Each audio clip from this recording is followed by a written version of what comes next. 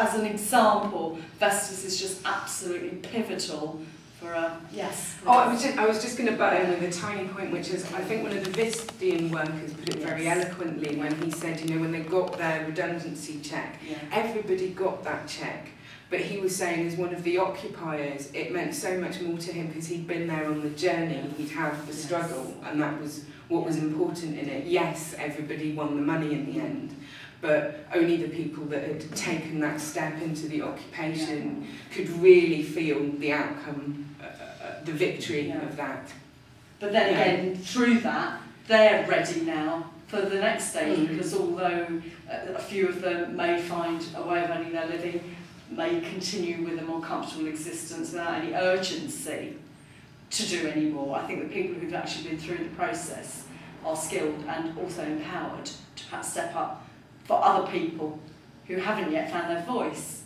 And I think a lot of the time, as Fron was saying, that people don't realise, perhaps, that they are oppressed in their workplaces. They don't realise, because they are perhaps fairly comfortable in their income and have just about enough entertainment and are suppressing all their stress, and increasingly pharmaceutically doing that, which is absolutely devastating. Chemicals now being used for children to stop childish behaviour so that their parents can work longer hours. And so the empowerment factor is very, very important. But looking at Vestas, yes, it could be nationalised. It could perhaps be taken over and turned into a cooperative. So there are different methods, and we could perhaps discuss our ideas on the Vestas model at first, because gradually and eventually we're going to have to think on this on a much wider level across the whole country. And although I'm a great supporter of keeping decision-making locally, and there may well be a lot of employment in cooperatives, in local communities, you know, supplying and delivering, growing food, etc., and providing other services. We've also got to think that there are dreadful cuts that we're going to face in social services. You know, I've been fighting, and with some tiny success in the early days with adult social care, fighting cuts to these services. But social services are great employers. So we are going to have to look at that and fighting cuts in order to keep employment going that way as well. As far as power, we talk about wind power, I think there probably is a strong argument for something like a national type of wind power grid, whether it's onshore or offshore. Offshore might actually make more sense, that feeds in centrally. But we can do quite a lot locally, and that can be organised in communities or in small towns, so that we're not totally dependent, but we may need a more sort of secure supply for some things like the hospitals, and I mean, I think schools probably could be self-sufficient, you know, well designed or well retrofitted with the technologies that we've got. Looking forward to Copenhagen, I don't think we've got a chance in hell of having any agreements agreed that are going to be effective, and I don't think any of us here believe that. But I think, you know, as many as possible who can get there and to physically on the street demonstrate and putting yourself at whatever risk. I'm not sure that I'm going to be there or not, although my daughter's trying to persuade me, and she wants to go as well. You know, and I like to be there. I like to be where it's happening, but you know, you may not need me.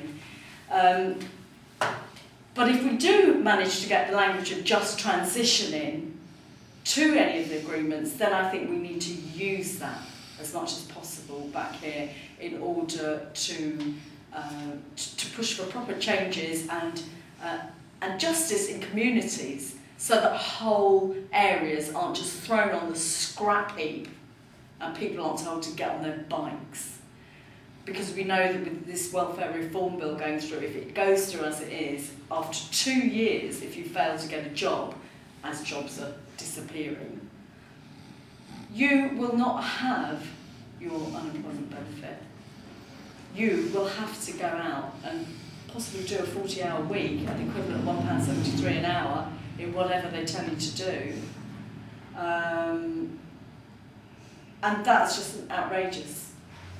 Absolutely outrageous and unacceptable. We cannot let it go down that route. It's all part and parcel of the same problem, obviously. But I think we need to empower ourselves with our demands and with how we build our ideas for building employment.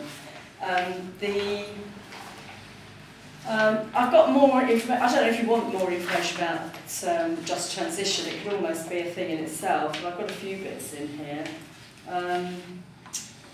You can download this. It's called A Green and Fair Future, and it was about a couple of years, 2.5 years ago, I think this came out on the TUC website. And it's got some interesting stuff, interesting history about how just transition concept came about. But I think it could be, to get this out in general conversation, it could be very effective because it has been accepted even within the capitalist economic system itself anyway as paying for itself.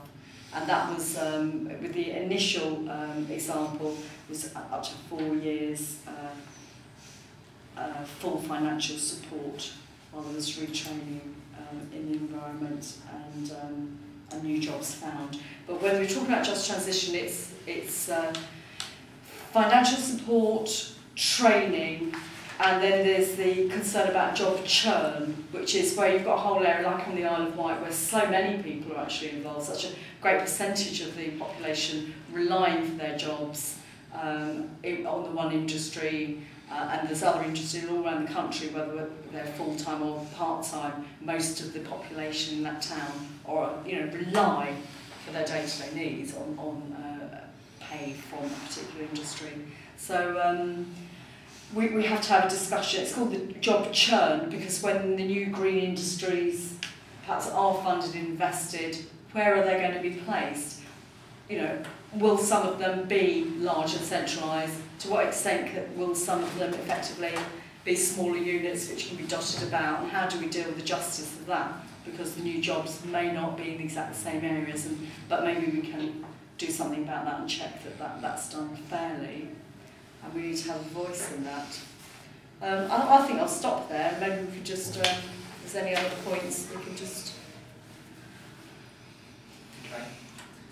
I put the ask the floor for discussion. Got a hand over. Yeah, Steve Griffiths, I come from Birmingham. Festus I know very little about, but I do know something about machine tools, right? I do know about a company called Nasdaq in Worcester, came from Japan. They came to get castings from the Black Country Foundry, couldn't get them, but they're still continuing the plant there. Obviously we produce the metal sheet metalwork, or the metalwork bits, but the high-tech bits came from Japan.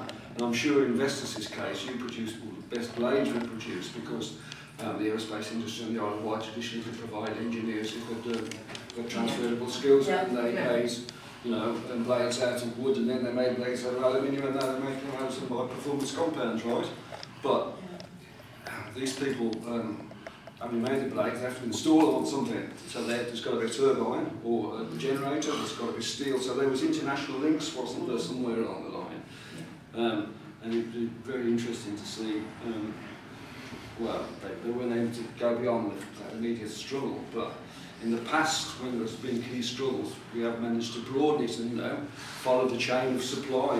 So if if it's Mitsubishi or if it was Siemens that were providing all the control engineering, it's quite possible to pick up the phone, and make some contacts and say, are you aware that your production in this plant is likely to be curtailed, stopped, or some of your members might not be put on short time because there's no, you're geared up to produce an extra number, you're not going to do that.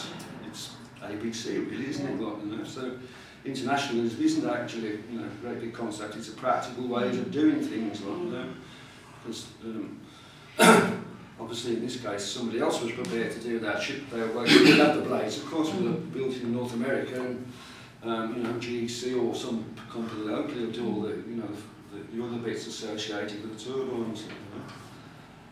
So I think that it's quite interesting just to follow that trail to see where it leads. I was going to try and bring in Longbridge that I was talking about this morning, which was my local car plant. There's nothing there but brick making place, you know. There is a connection, I've just lost it, so I'll just stop in this, you know. Just want to respond to what you're saying.